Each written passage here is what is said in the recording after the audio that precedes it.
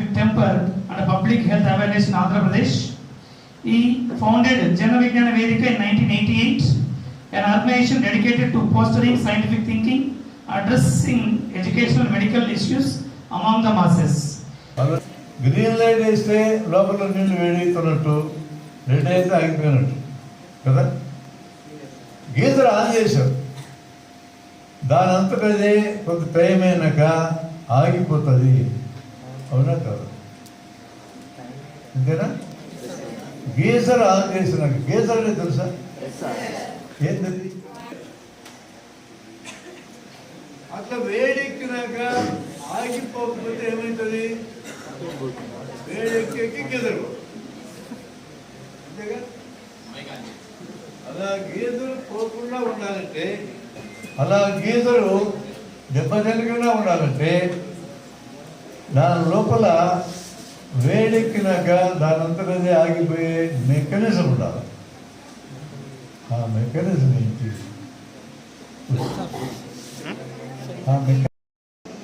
మూడు వస్తువులు ఒకే size and shape. ఇనుము అన్నిటికంటే బరువు ఎక్కువ, రాయి దానికంటే తక్కువ బరువు, వేయదానికంటే తక్కువ బరువు. వాటి బరువులు తేడా, ఎందుకంటే స్పెషల్ గ్రావిటీ తేడా ఉంది కాబట్టి. వాటిల్లో ఉండే పరమాణు సంఖ్యను బట్టి బరువు ఉంటుంది. Yes or no? ఫిజిక్స్లో చెప్పారు లేదు ఈ పాఠం. మూడింటిని తీసుకొని 3 అంతస్తుల భవనం మీద ఎక్కించిన అబ్బాయిని మనోహర్ని, ఈయన తోడి ముగ్గురిని పంపించిన. అన్నీ ఒకేసారి వదిలేమన్నా కింద కాపలా కాస్తున్నారు 100 మంది.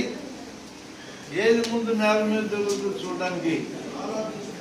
కొంతమంది రాయి అన్నారు, కొంతమంది కొయ్య అన్నారు, కొంతమంది ఇనుము అన్నారు, కొంతమంది ఏమన్నా. ఎవరు చెప్పారు? ఈ సంస్థ ఫిబ్రవరి 28వ తేదీ 1988 ఏర్పడింది. అంటే రేపే మా యానివర్సరీ. మా సంస్థ ప్రధాన ఉద్దేశం సమాజంలో సైన్స్ను ప్రచారం చేయడం. చదువుకున్న వారైతేనేమి, చదువు లేని వారైతేనేమి మూఢనమ్మకాలను చాలా పాటిస్తున్నారు. దానివల్ల జీవితంలో చాలా ఇబ్బందులు ఎదుర్కొంటున్నారు. కాబట్టి వాటి వెనుక ఉన్న నిజాలను తెలుసుకొని సైన్స్ను పాటించి మనం చక్కగా జీవించేలా మేము ఎన్నో కార్యక్రమాలు చేస్తున్నాం. మీకు అందరికి కనపడతా ఉన్నాయి ఇక్కడ బ్యానర్స్ అన్ని కూడా. జన విజ్ఞాన వేదిక. జన అంటే జనంతో మమేకమైనటువంటి సంస్థ మనది. జనంలో వారిని ఏ విధంగా ఉత్సాహపరచాలి, వారిని ఏ విధంగా మోటివేట్ చేయాలనే దాని మీద మన సంస్థ పనిచేస్తూ ఉంటుంది. విజ్ఞానం, జనం తర్వాత విజ్ఞానం పంచాలి. ఏంటి విజ్ఞానం అంటే మనందరికీ తెలిసిన శాస్త్రీయ దృక్పథం, శాస్త్రం, సైన్స్. తెలియని దాన్ని తెలియజేసేదే శాస్త్రం. దీంట్లో 3 దశలు ఉంటాయి, 3 ఫ్యాక్టర్స్. ఒకటి దశ, రెండవది ప్రయోగ దశ, మూడవది సూత్రీకరణ దశ.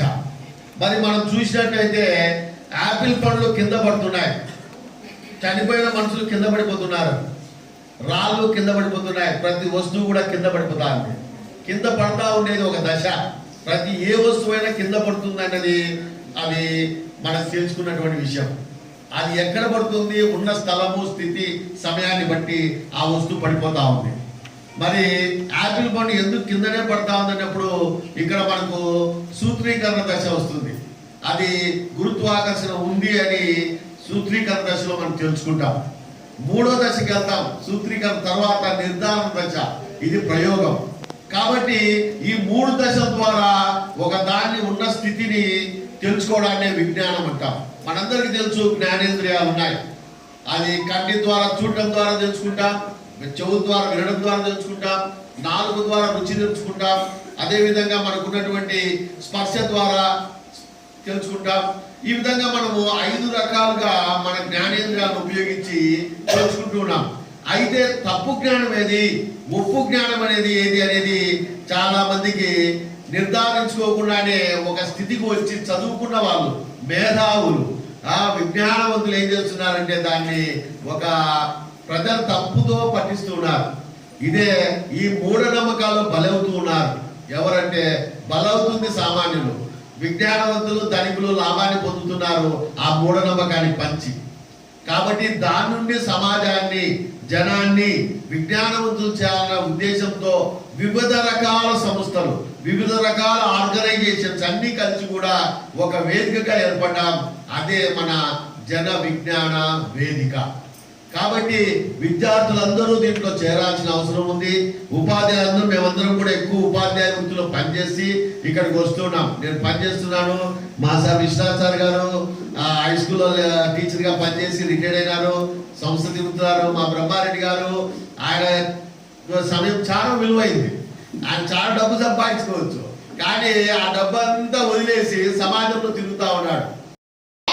ఇది మనం ఎప్పుడు గుర్తుపెట్టుకోవాలా. శాస్త్రీయ దృక్పథం, ఉదారవాదం, తర్వాత సమాచార జిజ్ఞాస, వివరణ. భారతదేశంలోని పౌరులందరూ కలిగి ఉండాలి. 51 AH అంటే మేము ఈ జన విజ్ఞాన వేదిక పనిచేసేది కేవలం 51 AH అనే దాని మీద పనిచేస్తాం. ప్రతి పౌరులను కూడా విజ్ఞానవంతులు చేయాలనే ఉద్దేశంతోనే ఈ సంస్థను బ్రహ్మారెడ్డి గారు దీన్ని స్థాపించారు. మార్కులు, ర్యాంకులు, గ్రేడులను పట్టించుకోవాలని, జీవితంలో రాణించాలంటే చదువొక్కటే మార్గం కాదని, గొప్ప విజయాలు సాధించడానికి మరెన్నో మార్గాలు, అవకాశాలు ఉన్నాయని